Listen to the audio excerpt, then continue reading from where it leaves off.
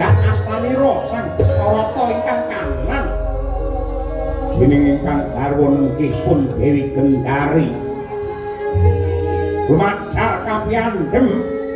nadyanto kudu kesandung-sandung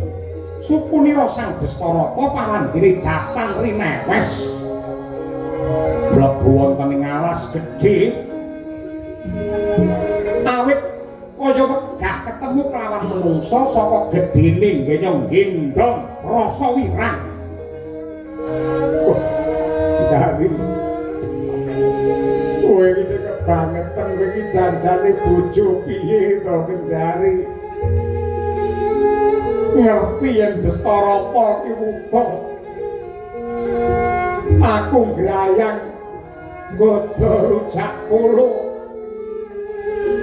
kowe sing duwe mripat kowe sing weruh parandene ora ngelekake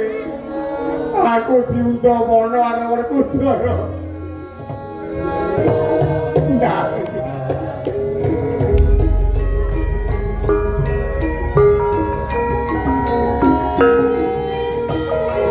aku nibake lebur geni ya manut karo kowe nyatane bareng aku kewirangan kaya ngene njajal piye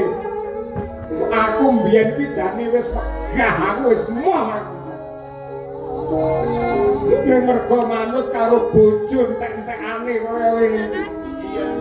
mula bener pangandikane para pinter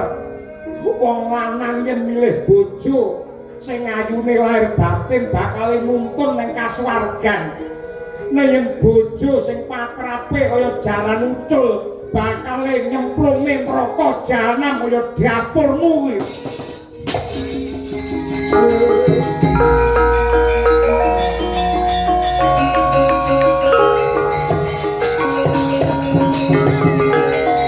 Kula menika sampun bosen.